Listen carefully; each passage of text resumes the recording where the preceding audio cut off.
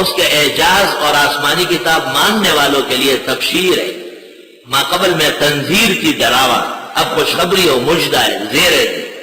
وَبَشِّرِ الَّذِينَ آمَنُوا، خوشخبری دے ایمان والوں کو، وَعَمِلُوا الصَّالِحَاتِ، اور جو عمل کرے نیک۔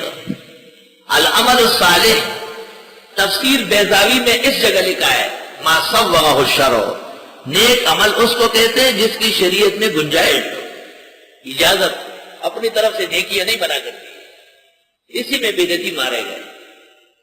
دونوں نے ایک متوازی اسلام کھڑا کیا ہے جس میں اللہ کے بجائے نبی اور ولی غیب دان ہے، اور جن میں خدا کے ساتھ وہ بھی برابر کے مشکل کشا و حاجت روا ہے، جس میں انسانی اور بشری نبی کے بجائے نوری نبی ہے، اور جن میں عیدین کے علاوہ ایک تیسری عید، عید میلاد النبی ہے، اور جس میں پانچے منافق کی طرح نیچے رہے، البتہ پگڑی شیطان اور دجال کے سپاہیوں کی طرح ہرے رنگ کی رہے، اور جو اسلامی شاعر کے بجائے ہندوانہ تہواروں پر تیجے چیلم برسیاں منائے، اور جو بزرگوں کے نقش قدم پر چلنے کے بجائے صرف ان کو عرسوں سے اور گنبد بنانے سے اور ان کی قبروں پر میلے ٹیلے کرنے سے دھوکہ-دہی دے۔ یہ ایک متوازی مذہب ہے اہل سنت و توحید کے مقابلے میں۔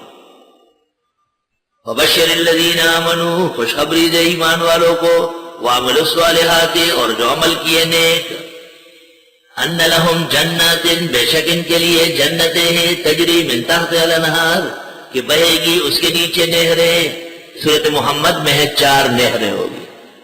مثل الجنة التي وعد المتقون فيها أنهار من ماء غير آسن وأنهار من لبن لم يتغير طعمه وأنهار من عسل مصفى شہد وأنهار من خمر لذة للشاربين۔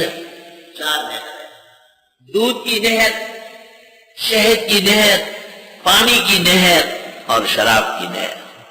جنتی شراب جو تمام پلیتیوں سے، نقصانات سے بے عیب صاف ستھری ہوگی۔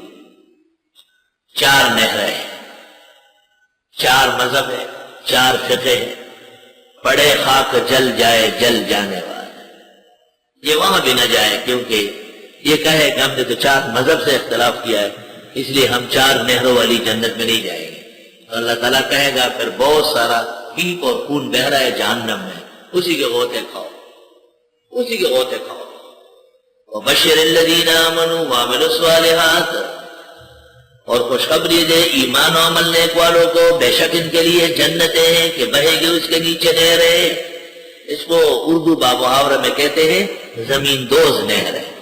دیکھو یہاں اگر نہر ہو تو پھر بیٹھنا اور نماز پڑھنا مشکل ہو جائے، مدرسے میں اگر نہر ہو تو پاکی و پلیتی خلط ملط ہو جائے گی، لیکن اگر نہر زمین میں ہو، جہاں جہاں ضرورت ہو وہاں ظاہر ہو، تو سارا نظام درست رہے۔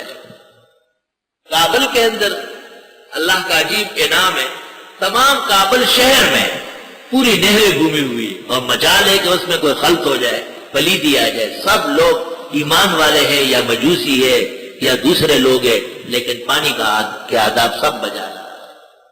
دوسرا یہ کہ کابل کے جنگل اور پہاڑ میں کوئی پھل پھول، کوئی پودا درخت بغیر مقصد کے نہیں ہے، ضرور خوشبودار پھول دے گا ورنہ بہترین لذیذ پھل دے گا۔ بے مقصد کوئی پودا درخت وہاں موجود نہیں۔ لا الہ الا اللہ۔ کلما رزقوا منها من ثمرۃ الرزقا، جب کبھی دیا جائے گا جنتیوں کو اس پھلوں میں سے خوراک، پھل خلاصہ، پھل فائدہ زیادہ ہے اور نقصان کم۔ ہم روٹی کھاتے ہیں، چاول کھاتے ہیں، گوشت اور آلو کھاتے ہیں، تو نتیجہ بھی دیکھ لو، زندگی کو دیمک لگتی ہے۔ یا تو اس لیے پھل کہا جا رہا ہے، اور یا اس لیے جیسے پھل کبھی بھی بوجھ نہیں بنتا اور ہر وقت مشتہات ہوتا ہے، جنت کے کھانے بھی اسی طرح مرغوب اور لذیذ ہوں گے۔ پھل کے معنی ہے اعلی شے، عمدہ چیز ہے، اعلیٰ کوالٹی، دونوں تفسیر ہے۔